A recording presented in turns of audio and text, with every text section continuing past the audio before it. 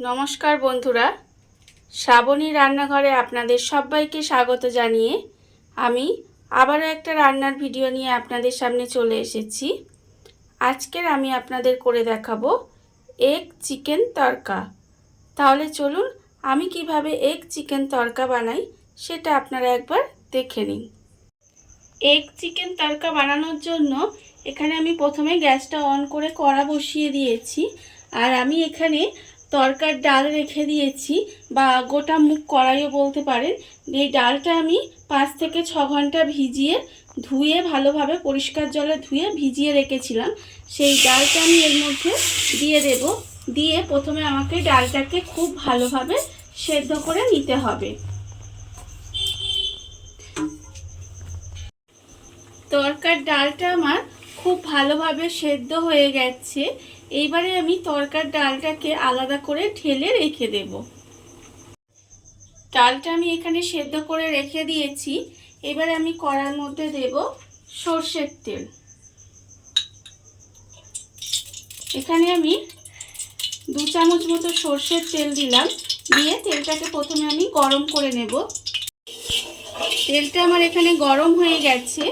এবারে আমি এর মধ্যে প্রথমে দেব, এখানে আমি 2টো ডিম রেখে দিয়েছি।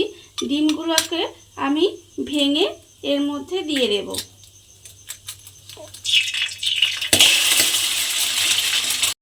দুটো ডিম ভেঙে আমি এর মধ্যে দিয়ে দিয়েছি। এবারে আমি এর মধ্যে দিয়ে দেব অল্প সামান্য একটু নুন। দিয়ে এবারে ডিমটাকে আমাকে একটু ভুজিয়া বানিয়ে নিতে হবে। ছোট ছোট করে দুটো ডিমে ভালোভাবে ভেজে একটু ভুজিয়া মতো বানিয়ে নেব। ডিমটাকে আমি ঝুড়ো ঝুড়ো করে ভেজে নিয়েছি। এইবারে ডিমটাকে আমি আলাদা করে তুলে রেখে দেব। ডিমটা আমি ভেজে আলাদা করে তুলে রেখে দিয়েছি। আর আবারও আমি কড়ার মধ্যে সর্ষের তেল দিয়ে দেব, প্রায় 3 চামচ মতো। এবারে তেলটাকে আমায় আবারও একটু গরম করে নিতে হবে। তেলটা আমার গরম হয়ে গেছে। এবারে আমি এর মধ্যে দেব পেঁয়াজ কুচি।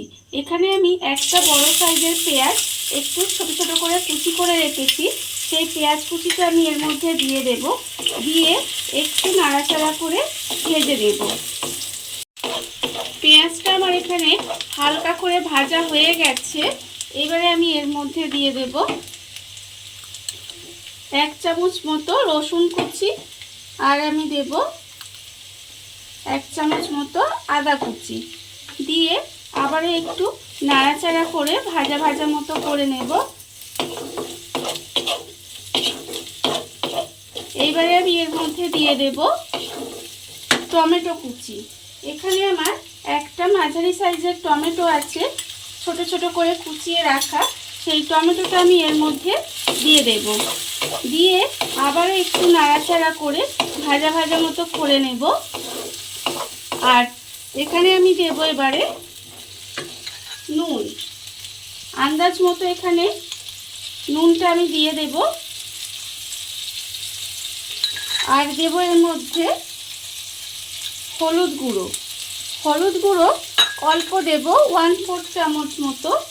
আর দেব লঙ্কার গুঁড়ো। লঙ্কা গুঁড়োও আমি এখানে 1/4 চামচ মতো দিলাম। দিয়ে এবারে মশলাগুলো দিয়ে একটু ভালোভাবে কষিয়ে নেব। সমস্ত মশলাগুলো আমি খুব ভালোভাবে কষিয়ে নিয়েছি। এইবারে আমি এর মধ্যে দিয়ে দেব চিকেন। এখানে চিকেনগুলো ছোট ছোট করে কিমা করে রাখা আছে। সেই চিকেনগুলো আমি এর মধ্যে দিয়ে দেব। চিকেনটা আমি এর মধ্যে দিয়ে দিলাম। দিয়ে মশলার সঙ্গে কিন্তু চিকেনটা আমার খুব ভালোভাবে কষিয়ে নিতে হবে। আর চিকেনটা কষিয়ে কিন্তু আমি ঢাকা দিয়ে এইভাবে কিছুক্ষণ রান্না করে নেব, যাতে চিকেনটা খুব ভালোভাবে সেদ্ধ হয়ে যায়। যেহেতু চিকেনগুলো ছোট ছোট করে রাখা আছে আর চিকেন তাড়াতাড়ি সেদ্ধ হয়ে যায়, তাই আমি এখানে কোনো জল দেব না। একটু ঢাকা দিয়ে গ্যাসটা কমিয়ে রাখলেই কিন্তু চিকেনটা আমার খুব ভালোভাবে সেদ্ধ হয়ে যাবে।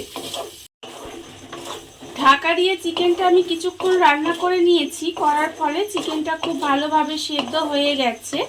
এইবারে আমি এর মধ্যে দিয়ে দেব যে তড়কার ডালটা আমি এখানে সেদ্ধ করে রেখে দিয়েছিলাম, সেই ডালটা আমি এর মধ্যে ঢেলে দেব।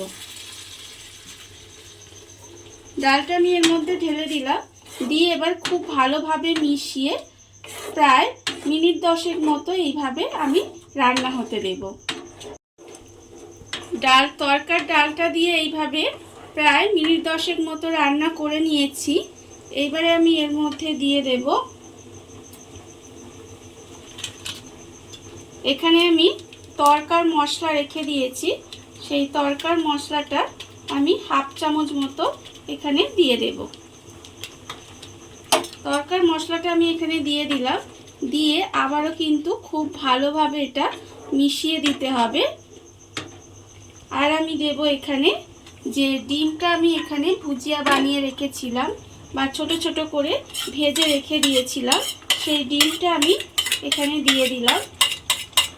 দিয়ে আবারও কিন্তু খুব ভালোভাবে এটা মিশিয়ে কিছুক্ষণ রান্না করে নিতে হবে। ডিমটা দিয়ে আমি কিছুক্ষণ এইভাবে রান্না করে নিয়েছি। আমার তরকা প্রায় রেডি হয়ে গেছে। এইবারে আমি এর মধ্যে দেব হাফ চামচ মতো ঘি, আর আমি দেব এর মধ্যে হাফ চামচের একটু বেশি বাটার দিয়ে দিলাম।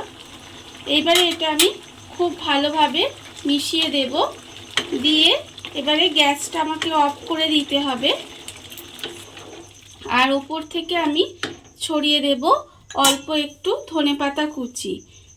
আপনারা কিন্তু চাইলে কাসুরি মেথি এর মধ্যে দিতে পারেন, এতে কিন্তু স্বাদটা আরও ভালো হবে। ধনেপাতা দিয়ে এবারে আমি কিছুক্ষণ এইভাবে ঢাকা দিয়ে রেখে দেব, তাহলেই কিন্তু আমার এগ চিকেন তরকা রেডি হয়ে যাবে। দেখুন বন্ধুরা, বাড়িতে থাকা অল্প উপকরণ দিয়ে কত সুন্দর একটা এগ চিকেন তরকা রেডি হয়ে গেছে, আপনারা দেখতেই পেলেন। আর এই ভিডিওটা যদি আপনাদের ভালো লেগে থাকে তাহলে লাইক করবেন, কমেন্ট করবেন আর সাবস্ক্রাইব করবেন আমার চ্যানেলকে। আজ এই পর্যন্ত, নমস্কার।